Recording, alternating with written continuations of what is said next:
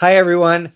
Harry here. Another TRO in a pretty important case. We're getting used to these, right? In theory, a law goes into effect, you challenge it, and there's almost a kind of trial process. But here, with the administration fighting back so ferociously, and with their upfront taking such liberties with the established limitations on executive power, you wind up in these emergency settings where both sides are coming in and saying, the disaster is coming, or has happened. So here, this is the question of whether DOGE can access Social Security data.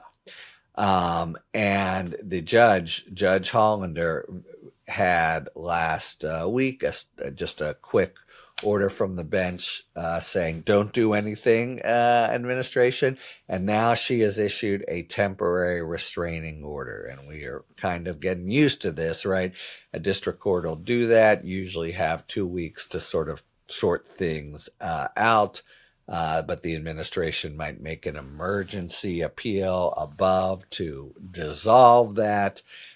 Even the granting of the initial TRO requires something different and in many ways higher than the normal standard for who wins or loses. So this is where, again and again, the courts are talking about, is success probable? Does the plaintiff's claim look pretty strong? Will the plaintiff be irreparably injured if I don't grant the order? How do the balance of equities as between the two parties actually play out, and those sorts of considerations, as opposed to the eventual question of, is this lawful or is it not lawful? But obviously it's intertwined, because that first factor is it likely they will prevail? Okay, so let's talk about it's a long, very detailed opinion applying all the law.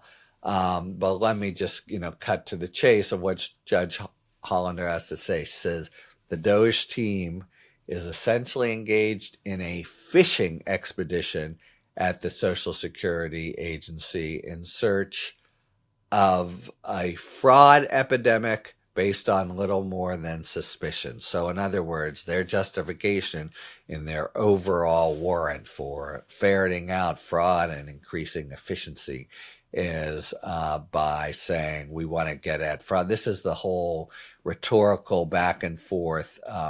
You saw Trump in the joint address talking about 300-year-olds who are getting Social Security. Surprise, surprise, it turns out to be malarkey. But that's what has supposedly armed them to go forward and really ransack completely personal. I mean, if private citizens got this data that they're claiming the right to, it would constitute identity theft, or it could, depending on how they use it. That's how sensitive and private this stuff is. But they're going in anyway, and on what Judge Hollander says is a fishing expedition. It has launched a search for the proverbial needle in the haystack, without any concrete knowledge that the needle is actually in the haystack. So it'd be bad enough, I've suggested again and again, start with the lie. The lie here is that there's all kinds of Social Security fraud in the country. It fits into Trump's overall kind of rhetoric to the country, but it seems like, there are marauding, murderous immigrants or fraud in voting to just be made up. Fishing expedition, therefore I'm going to grant. Oh, and by the way, they had, unbridled access, not just Social Security numbers. What's there? It's really bad. Mental health records, hospitalization records, bank and credit card information, stuff that you do not want anybody unfriendly or anybody to have. And Social Security Administration has it because it has to. But DOGE coming in and ransacking, and who knows what they would do with it, as politicized a function as it is. And then what have they had to say about it? Yet defendants never identified or articulated even a single reason for why the DOGE team needs this unlimited access. Government hasn't even attempted to say that they could do it with a more limited approach. They just say, and this is exactly what they do in other areas. They just incant these words. They just say, need to modernize the system and uncover fraud.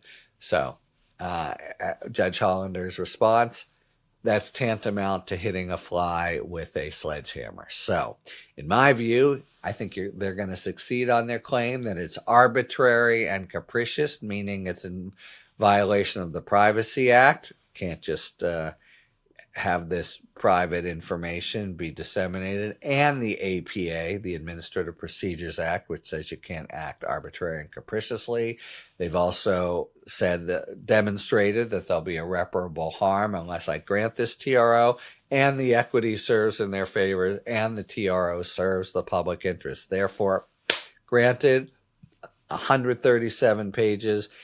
We will now possibly see the administration, the next step, they could just now litigate it. And they could move from a TRO to a litigation for a actual injunction, permanent injunction, or even temporary while they're doing it.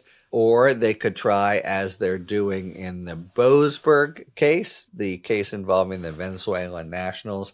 There's a very narrow channel. You're not normally supposed to be able to jump the gun on a TRO. That usually gives the district court 14 days, but you can do a special writ, a special request to say the sky is falling and Court of Appeals make her stop.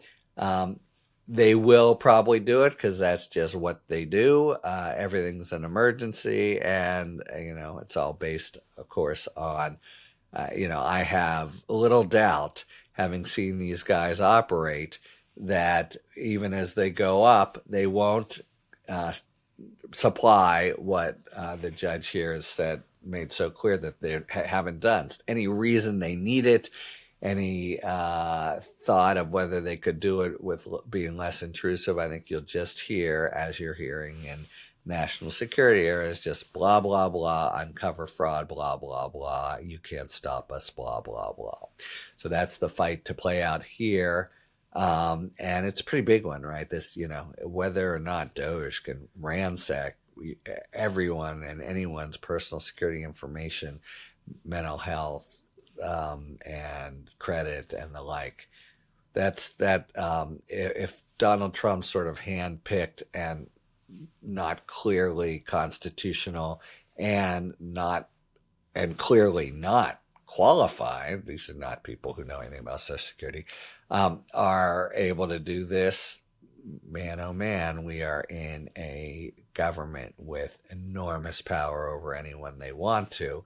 They just proffer this information, especially if it's a little bit dicey. This is, the way it worked behind the Iron Curtain, and to bring citizens to heel. It's a dangerous precedent, and at a minimum, they ought to be able to come up with some very, very good reasons why they have to have it, and it can't stay with Social Security, even if they're trying to look at fraud.